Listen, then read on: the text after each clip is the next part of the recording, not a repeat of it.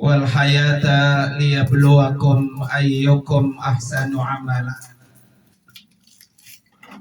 Asyhadu an la ilaha illallah wahdahu la syarika lah.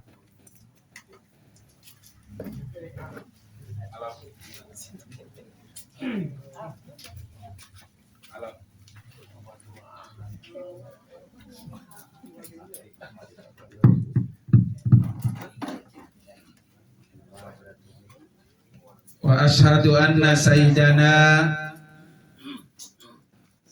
wa nabiyyana Muhammadan abduhu wa rasuluhu la nabiyya wa la rasula ba'da.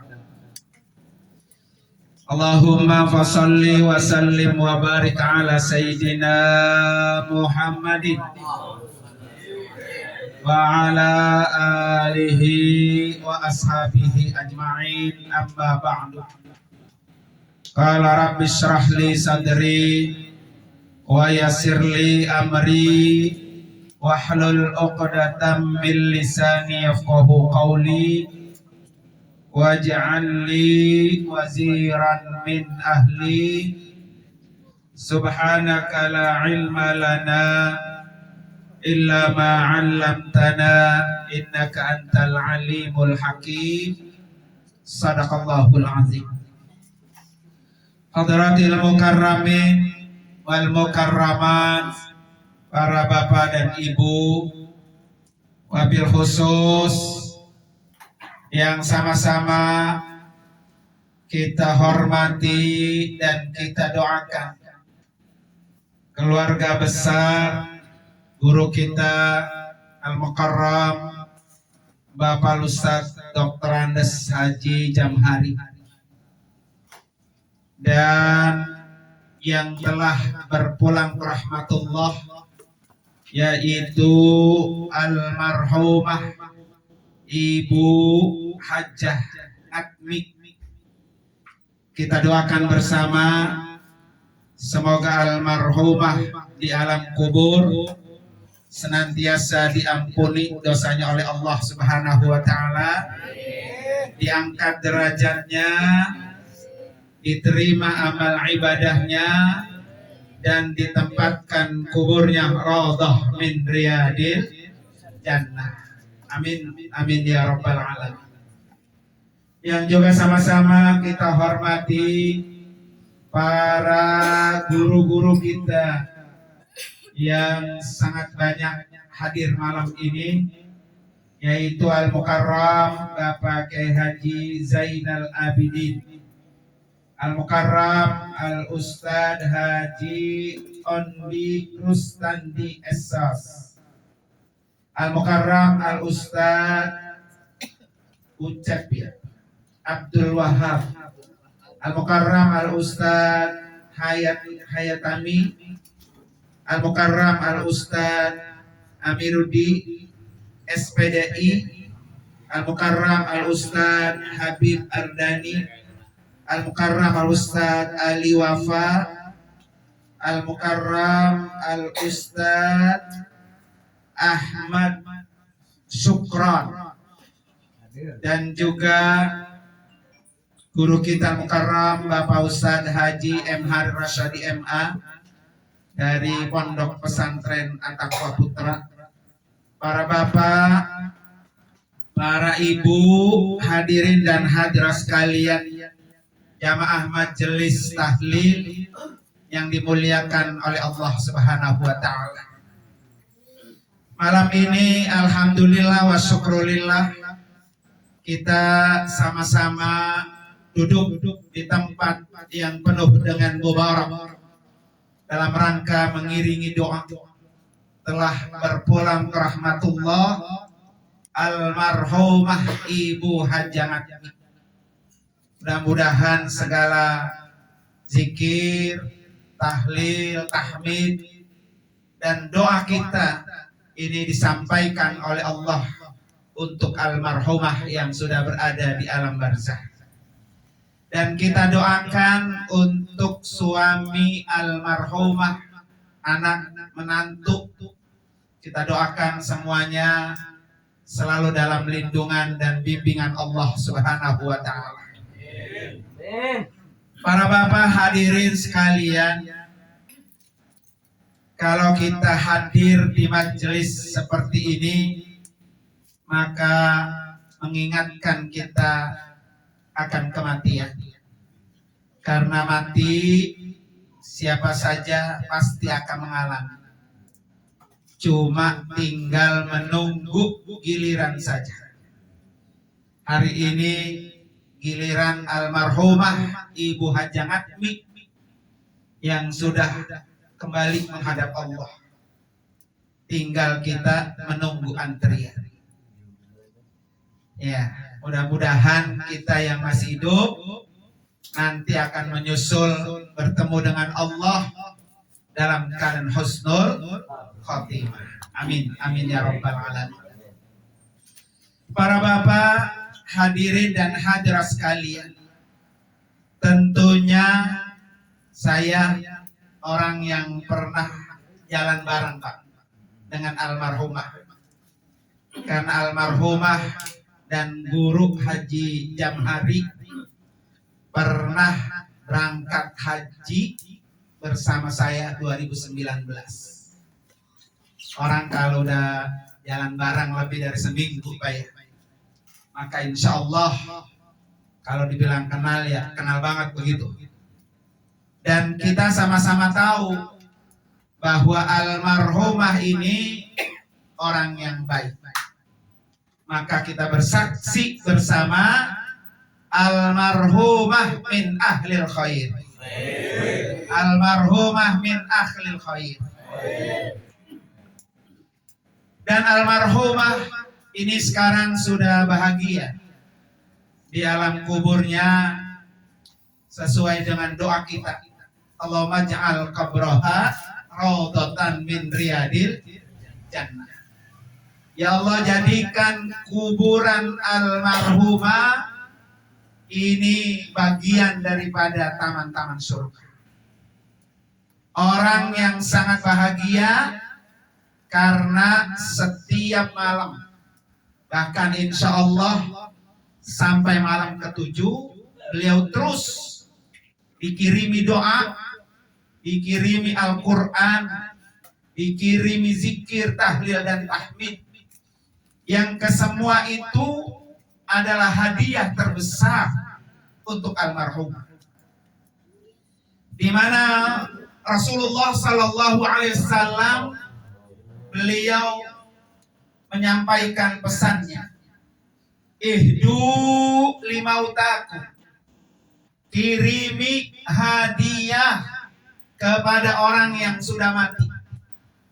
Kemudian sahabat bertanya, wa manuhdi ya Rasulullah, bagaimana cara kami mengirimi hadiah kepada orang yang sudah mati? Ad-du'a was-sadaqah. Kata Nabi, kirimi doa, kirimi sedekah, itu adalah bagian daripada hadiah.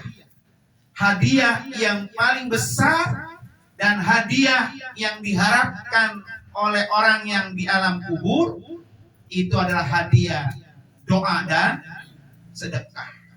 Dan malam ini ya Pak, kita kirimi itu. Hadiahnya doa, zikir, baca Al-Quran, sedekahnya juga dikirimi ya. Mudah-mudahan itu akan menjadikan kubur almarhumah menjadi terang, menjadi cahaya, kuburannya menjadi lebar dan lega. Amin, amin ya rabbal alamin. Para bapak hadirin sekalian, karena itu insya Allah Pak ya, almarhumah ini orang yang tutup mata ini sudah menyelesaikan semua kewajiban yang Allah berikan. Sudah bisa menyempurnakan semua rukun Islam. Sholat 5 waktu, puasa Ramadan, zakat, infak, sedekahnya, sampai melaksanakan rukun Islam sebagai penutup ya rukun Islam, yaitu melaksanakan ibadah haji. Makanya kita yang masih hidup Pak ya, kita berdoa, wala tamutunna illa wa antum muslim. Kalau bisa ya Allah, jangan engkau matikan saya sebelum agama saya sempurna. Kita pengen meninggalkan dunia ini dalam kondisi seluruh rukun Islam kita sempurna. Jadi kembali tenang menghadap Allah dengan sempurna. Makanya kata Allah dalam Al-Quran akhir surah Al-Kahfi, faman kana yarju liqa rabbih, siapa orang yang berharap ingin bertemu Allah, ingin bertemu Tuhannya, satu, falyamal amalan soleh. Orang kalau pengen ketemu Allah, banyak-banyak melakukan amal soleh. Ini almarhum apa? Sudah siap ketemu dengan Allah. Tidak perlu berlama-lama. Sakitnya hanya beberapa hari. Kan banyak orang Pak sakit sampai menahun. Kadang-kadang keluarganya udah bosan ngurusin. Kapan sini aki-aki nenek-nenek mati ya? Sakit rasanya apa? Lama banget ya. Tapi almarhum apa? Sakitnya hanya sebagai sebab menuju kematian. Karena orang mati itu pasti akan ketemu sebab. Maka disebutkan dalam satu riwayat, orang mati itu ada 99 sebab. Ada orang yang matinya sebabnya sakit. Ada orang yang matinya sebabnya karena tertimbun reruntuhan. Ada orang yang mati sebabnya karena COVID. Ada orang yang mati terseret apa? Longsor ya. Itu sebab. Ada orang mati emang sebabnya sakit. Ada orang mati sebabnya terpeleset. Pleset doang di kamar mandi apa? Mati. Tapi ada juga orang mati karena di atas perut jablay. Ada nggak Pak? Ada Pak. Ya. Orang nyari jablay mulu ya. Nggak taunya mati di atas perut apa? Jablay Pak ya. Nah, ini semua sebab. Jadi kalau sakit Pak ya, itu sebab orang ingin mendapatkan apa? Atau bertemu dengan kematian. Maka alhamdulillah almarhumah ini sebabnya sebentar Pak ya. Sehingga Guru Jamhari dan putra-putrinya rasanya kayak belum siap Pak. Ya belum siap, rasanya masih ada kebayang-bayang begitu Pak ya. Karena kemarin masih bercerita bareng, kongkok bareng, ya, ngobrol bareng, kemana-mana bareng. Ternyata sudah begitu cepat untuk Allah panggil balik ke sisi Allah Subhanahu wa Ta'ala. Maka kuncinya ya, terutama buat suami almarhum apa ya. Kalau pengen almarhumah masuk surga, kuncinya satu kata Nabi. Ayyumam ra'atin matat, istri mana saja yang mati ya, meninggal dunia, wa zaujuha radin anha, kemudian suaminya ridho, dakhalatil jannah, maka orang itu pasti masuk surga. Kita juga Pak, ya, kalau dalam posisi sama seperti Guru Jamhari, rasanya berat. Apalagi beliau berumah tangga 35 tahun Pak. Selalu bersama-sama dan ketika pulang begitu cepat. Ya, rasanya berat. Tapi memang harus diridhoi karena ridhonya suami itu membuka pintu surga lebar-lebar. Biar almarhumah menunggu suaminya. Iya. Kalau dia bisa bicara, Bapak, aku di sini sudah enak. Aku sudah bahagia. Aku sudah berada di taman-taman surga.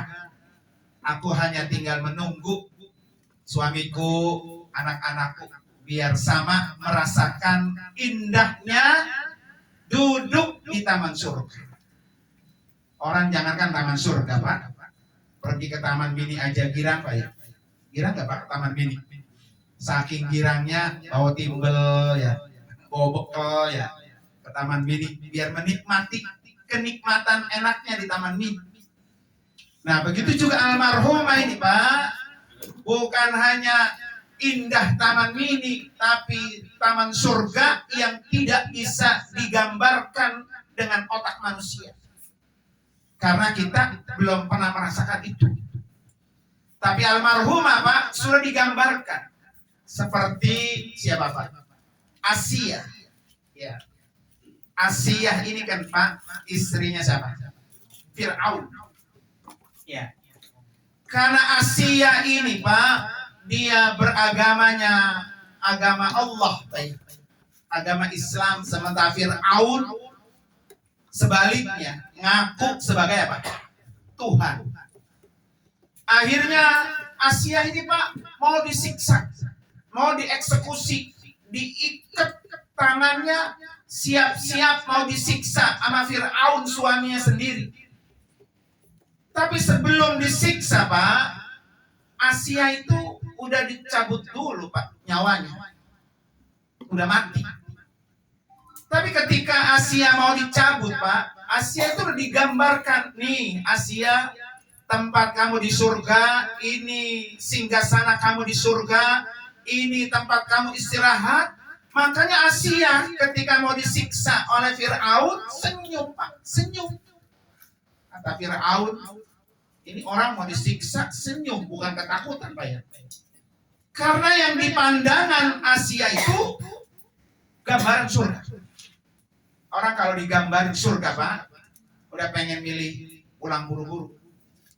Bapak-bapak saya tanya deh, mau mati besok digambarin surga, besok matinya atau mati 10 tahun lagi? 10 tahun lagi tanya Pak ya. Jadi kalau kita digambarin Pak, digambarkan di hadapan kita, kita sedang sakaratil maut, ini surga, ini tempat kamu, pasti kita bilang, ya Allah udah, cepet-cepet ya Allah, pulangin saya ke apa?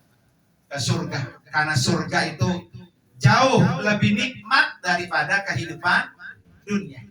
Makanya Asia itu Pak, ketika disiksa oleh Fir'aun, dia tidak merasakan sakit. Kenapa tidak merasakan sakit? Karena yang disiksa jasadnya. Ruhnya udah gak ada, ruhnya udah habis, udah dicabut. Itulah keistimewaannya Asia, ya, istri Fir'aun. Dan kita yakin almarhumah itu ketika dicabut nyawanya sakaratil maut, sudah digambarkan surga di hadapannya. Tinggal kita dapat ya ini yang masih hidup. Apakah seperti almarhumah apa enggak? Ya. Makanya buat kita Pak ya, buat kita yang akan menyusul almarhumah, satu yang harus kita kejar dan buru-buru dilakukan, satu bertaubat. Ya. Wasari'u ila magfiratin mir rabbikum wa jannatin arduhas samawati wal ardu uiddat lil muttaqin, kata Allah.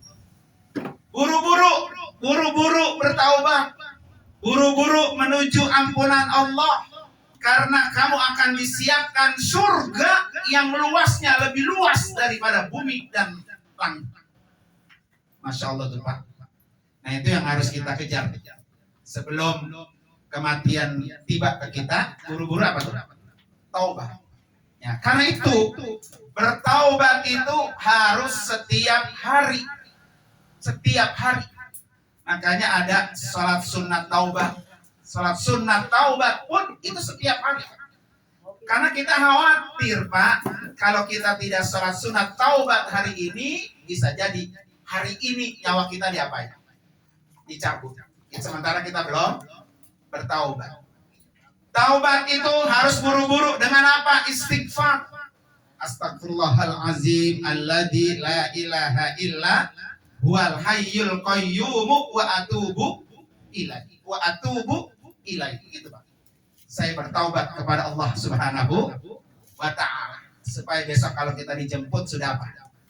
Sudah kita bertaubat.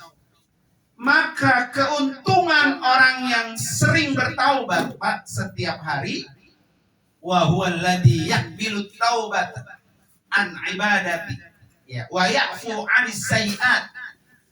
Orang yang bertaubat, hambaku yang bertaubat, kata Allah, dia akan menerima taubat orang itu. Wa ya'fu, dan dia akan menghapus, memaafkan kesalahan-kesalahan orang itu. Yang penting tugas kita apa? Taubat. Ya Allah, ampuni dosa saya ya Allah. Ampuni dosa saya ya Allah.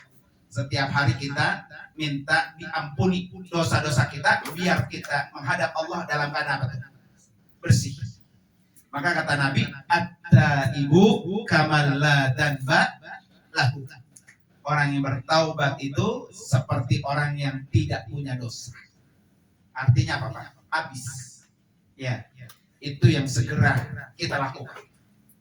Yang kedua yang segera kita lakukan adalah melakukan amal soleh. Melakukan amal soleh itu disegerakan. Kenapa, Pak? Karena amal soleh itulah yang akan membawa kita masuk ke dalam surga. Semua amal soleh. Coba Bapak lihat ayat-ayat Al-Quran yang berkaitan dengan amal soleh, pasti ujungnya jannatin tajri min tahtihal anhar. Ya, pasti itu, Pak. Setiap ayat Al-Quran, alladzina amanu wa amilus shalihat lahum jannatin tajri min tahtihal anhar. Pasti itu begitu, Pak. Jadi orang yang beriman, orang yang melakukan amal soleh, maka baginya apa? Surga. Baginya surga. Maka yang harus kita lakukan adalah amal soleh. Amal soleh itulah yang menjadi pintu surga. Pintu surga itu kan, Pak, ada 8. Ya. Dan dari 8 pintu surga, semua bentuknya amal soleh. Coba, apa pintu surga? Ada pintu surga namanya babus sholat. Pintu surga yang namanya pintu sholat. Jadi di surga itu ada pintu namanya pintu sholat. Pintu surga babus sholat ini hanya bisa dimasukin oleh orang-orang yang selalu sholat. Itu amal sholat. Ada pintu surga babus sedekah. Ya, orang yang sering apa? Sedekah. Ada pintu surga yang namanya babur rayyan. Orang yang apa? Berpuasa. Ada pintu surga yang namanya wal kaziminal ghaiz. Orang yang mampu menahan amarah. Itu punya kesempatan lebar tuh, Pak, untuk bisa masuk surga pintu itu. Kenapa, Pak? Karena kadang-kadang kita suka nggak bisa nahan marah. Ada nggak sini, Pak, orang berumah tangga kagak pernah marah? Bapak nih nggak pernah marah sama bibi, nggak pernah marah sama anak. Bisa nggak tuh, Pak? Dalam waktu berpanjang tahun.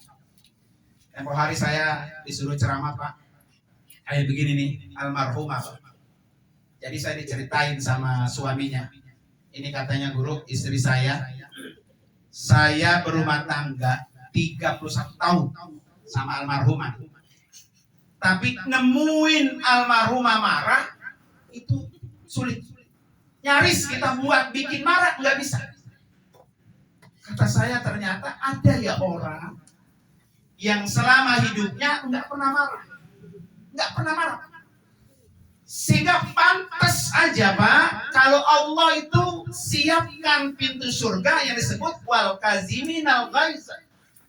Karena pintu surga ini, Pak, khusus buat orang yang mampu menahan amarah. Kadang-kadang kita nggak bisa tuh, Pak. Dikit-dikit ngomel gitu, Pak, ya. Dikit-dikit marah-marah, bahkan saking marahnya, Pak, sama saudara marah, Pak, bertahu-tahu sampai mati itu marah di bawah. Ada nggak begitu, Pak? Ada ya. Ada sama tetangga depan, tetangga kiri marah, Pak, nggak pernah tegur sapa. Orang kalau yang punya sifat kayak gitu tuh berarti jauh apa tuh? Sama surga. Karena di dalam pintu surga ada wal kaziminal ghaiz. Allah sudah siapkan. Sehingga Nabi tegaskan, Pak, kata Nabi apa? La taghdab walakal jannah. Kamu jangan marah, pasti kamu masuk surga. Begitu. Ya, ini nama pintu surga. Ada juga wal afina 'anil nas. Ya, orang yang suka memaafkan kesalahan orang. Nah, orang yang suka memaafkan kesalahan orang itu adalah orang, ciri-ciri orang yang gampang masuk surga. Apalagi kalau sudah di ujung ajalnya, Pak. Dia datang ke sono, saudaranya, maafin gua ya, maafin gua ya, maafin gua ya. Ciri-ciri orang gampang masuk surga. Nah, itu disebut amil salihah. Yang kita segerakan adalah supaya kita bisa melakukan amal-amal soleh. Karena amal-amal soleh itulah yang membuka semua pintu surga. Pintu surga itu terbuka dengan sebab amal soleh. Nah, mudah-mudahan saya malam ini berkat berpulang rahmatullahnya almarhumah Ibu Ngatmi ini memberikan pelajaran buat kita. Sudah seberapa besar bekal kita yang akan kita bawa ketika kita menghadap Allah. Maka kata Allah tadi, yarjuna lika arabi falyamal amalan solehah. Kalau pengen ketemu Allah cuma satu, ya kan? Punya amal soleh. Yang kedua, wala yusrik bi ibadati rabbih ahada. Jangan pernah sekutukan Allah dengan apapun. Ya, jangan pernah sekutukan Allah dengan apapun. Beres itu dengan. Walaupun itu orang ibadahnya rajin, ngaji, majlis taklim rajin, payah sedekah infaknya rajin, puasanya rajin, tapi masih menduakan Allah, payah menyekutukan Allah, maka nilai-nilai amal itu tidak ada gunanya. Mudah-mudahan kita semua payah nantinya dalam keadaan husnul khotimah. Bertemu dengan Allah itu senang, Pak. Bapak, kalau orang mati ketemu Allah apa bukan, Pak? Ketemu Allah. Senang nggak, Pak, kalau ketemu Allah? Senang nggak, Pak? Ya, senang nggak, Pak? Diam aja, Pak, ya. Ya, man ahabba lika Allah, ahabballahu lika abu, itu kata Nabi. Siapa orang yang senang bertemu dengan Allah, Allah pasti senang bertemu dengannya. Wa man kariha lika Allah, karihallahu lika abu. Siapa orang yang tidak suka bertemu dengan Allah, maka Allah pun tidak suka bertemu dengannya. Mudah-mudahan Allah suka ketika kita pulang kampung, Pak. Mari sama-sama kita baca suratul Fatihah. Khusus kita niatin untuk Ibu almarhumah Hajjah Ngatmi binti Haji Kromo Sumarto. Allah ampuni dosa-dosanya. Allah angkat derajatnya. Allah tempatkan kuburnya raudhah min riyadil ala hadiniya al-Fatihah. Bismillahirrahmanirrahim. Alhamdulillahirabbil alamin arrahmanir rahim maliki yaumiddin. Iyyaka na'budu wa iyyaka nasta'in ihdinas siratal mustaqim siratal ladzina an'amta 'alaihim ghairil maghdubi 'alaihim waladdallin. Terima kasih para Bapak sekalian.